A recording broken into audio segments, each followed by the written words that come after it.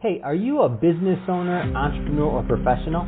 If so, we want you to apply to be a featured guest on our show. My name is Adam Torres, and I host the Mission Matters series of podcasts. I've recorded over 3,000 episodes, and we are just getting started. How do you know if you'd be a good guest to be on the show? Well, only one way to find out, and that's to apply, but I'm going to let you in on a little secret.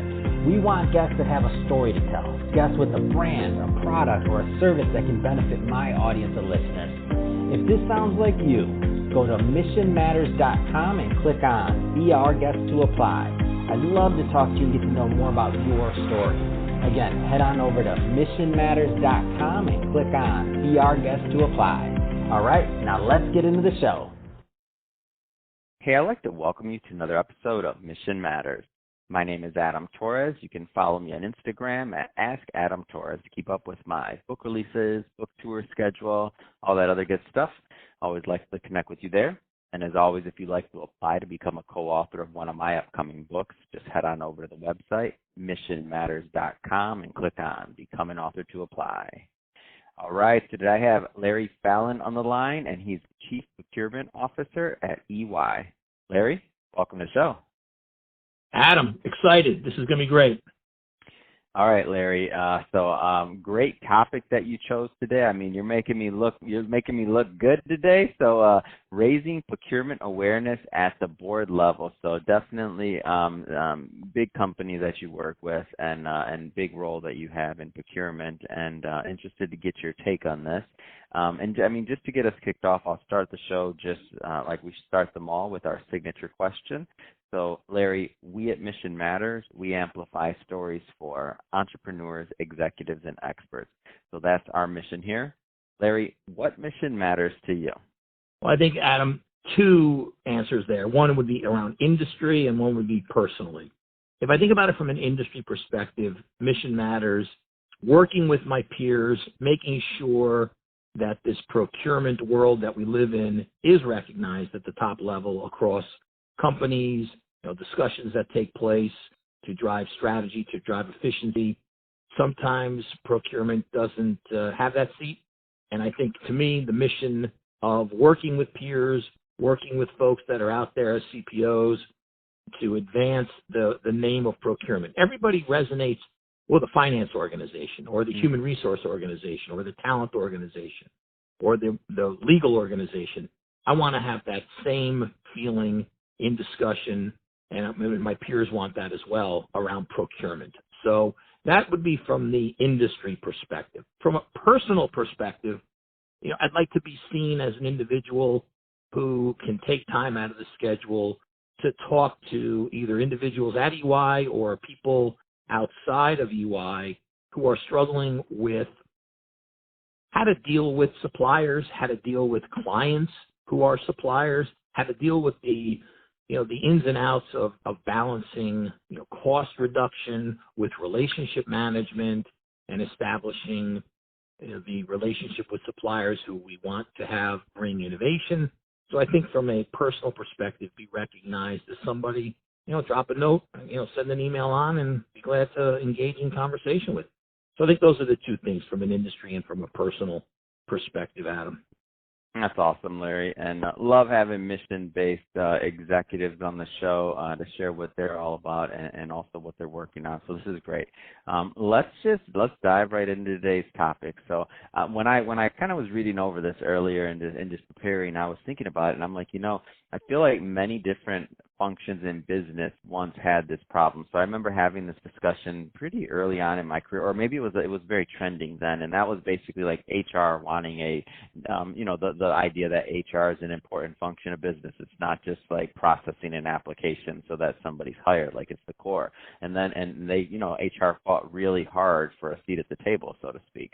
It took some time, like everything takes time, right? And eventually, I think most big companies like HR, that's one of the a very important role now, and they have a seat at the table. So today's topic, so raising procurement awareness at the board level. So speaking specifically at the board level, why do you think procurement does not really resonate as much at the board level at this point? I think the example you highlighted there, Adam, regarding the HR is a perfect segue. to answer that question. The phone rings, we have a transaction, need you to source something, need to drive some savings, react to a deal. Sometimes you're not in the loop early enough. And I think it's not resonating at the board level because it sounds very reactionary. It sounds very tactical. And, procurement, of course, you're going to deliver savings and off you go. So I think it's that. And I think that is why many board executives look at procurement as, a steady citizen within the organization, deliver on the goals, but a little bit too much on the transactional focus, a little bit too much on the savings focus only, and a little bit too much on being reactionary to when the phone rings. I think those are, to me, why it's not resonating at the board level in all cases. Mm. And I don't want to oversimplify this. Obviously, you could teach a master class on procurement, and there's only so much we can get done in a 20-minute podcast episode, right? But can you just, in your own words, just tell us, define, the function of procurement and like its importance at a company? I don't want to assume that everybody, because as you said, at the board level, it hasn't gotten as much, so it may not be. I feel that part of it may be the fact that people just aren't necessarily quite as aware of the function, if you will. Yeah, and I think, Adam, that's part of it as well. Is procurement, the definition of procurement, depending on which organization you're talking about, is different. Yeah. So there's this umbrella called procurement. And then some organizations, like at EY, we have responsibility for real estate, for facilities management, for core technology, talent or HR, brand marketing and communications type spend, travel, meetings, and events. So when you look at it from an EY perspective, you have those categories. Other organizations, though, might have a supply chain organization and a procurement organization where some of those functions are split across those organizations.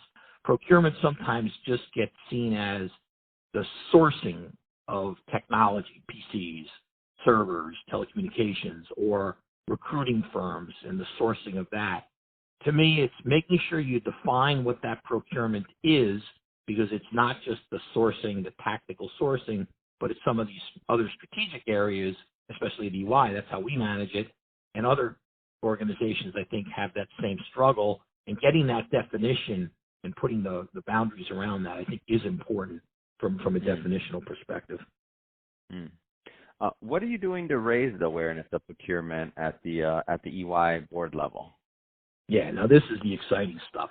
There are a lot of people out there that peers can talk to. So when I thought about why isn't it resonating at the board level at EY, the EY board respects what procurement is doing. But once again, those transactions, the savings, the ability to react, it was, why isn't it more than that? So I reached out to a couple folks. I reached out to our previous CEO at EY, who had retired about 2 years ago. Reached out to him within a month or two after he left, and I knew him well, but I wanted to have a conversation with him, in a different environment, and I posed the question to him. Spoke to our current CEO, who I did know in a previous capacity, and had that conversation within 2 or 3 months of him stepping in as the new CEO. So to get their view on this topic, hear directly. And there's some things that you're going to hear that you don't like, which is, against everybody's ego, that kind of thing. But then I also reached out through some industry groups I'm a part of to speak to some CEOs who retired from Johnson & Johnson and some other companies out there, and spoke to them at length about this. And it was amazing what I heard. So raising the awareness was, first off, raising the awareness for me in what I was falling short in doing through those conversations with those two EY chairpersons, and then these other companies that I spoke to. So it was raising awareness for me, but then it was figuring out how to take what I had heard, which was a lot of information, and figure out how to adjust strategies so that the procurement organization was something different than maybe the path that I was going down, which is also where you have to swallow your ego and your pride a little bit. Mm. Yeah, no, I get that. And what's been some of the response I'm just curious. Like, what's been some? Obviously, these things don't all change like overnight, but what's been some of the response? No, the response has been positive. I think we've become much more strategic over the years. I think we've gotten linked into the budget and planning process. So many times what happens is a transaction gets put to you, you do the sourcing on it, maybe you save some money, maybe you avoid some cost, and then you move on to the next thing. Wouldn't it be nice if up front we would work with the business as they were preparing their plans for the following fiscal year on the initiatives that we knew we had to pursue, what we think we can deliver, and how that can impact their budget. So we've been raising the visibility on that, working more strategically with the business in advance as they prepare their budgets based on our knowledge of the sourcing activities that take place. That's not just doing a deal. That's being much more proactive up front to help them with their monies and their budgets and availability of those monies. And they really appreciate that. That's awesome. What would you tell, you've given us a good overview of, what your journey, I would argue, at EY and how you've raised awareness at the board level and some of the positive outcomes. So, you've been working, and by the way, you've been in this industry for a long time. You've been with EY for a long time. So, you have unique relationships, right? Because you've been there for so long. That being said, your peers may not all have all of those stars aligning exactly the same, right? So what would you tell your peers that they should be focused on to raise awareness to the board level at their prospective companies? Yeah, one I just hit on, Adam, which is the linkage to the strategic direction, not just the budget and the plan. That does sound a little tactical, but it's really the strategic direction of a particular business unit. Not just understanding, once again, they're planning their budget, what transactions they have, but where are they going? Where is their growth? What markets are they going into? What geopolitical issues are out there that they're being confronted with? Having those discussions with those business leaders in those functions, in those geographies, making sure that you're hearing from them what business challenges they have. In some cases, procurement can support that, and in some cases, it's not procurement's responsibility. But having those discussions more strategically, clearly, is an important thing that we've been focused on, as I said before, and that would be my advice to peers, is to make sure you're having those conversations, carving out that time to have those conversations. Really, really important. Can't make the excuse, we're too busy doing a deal.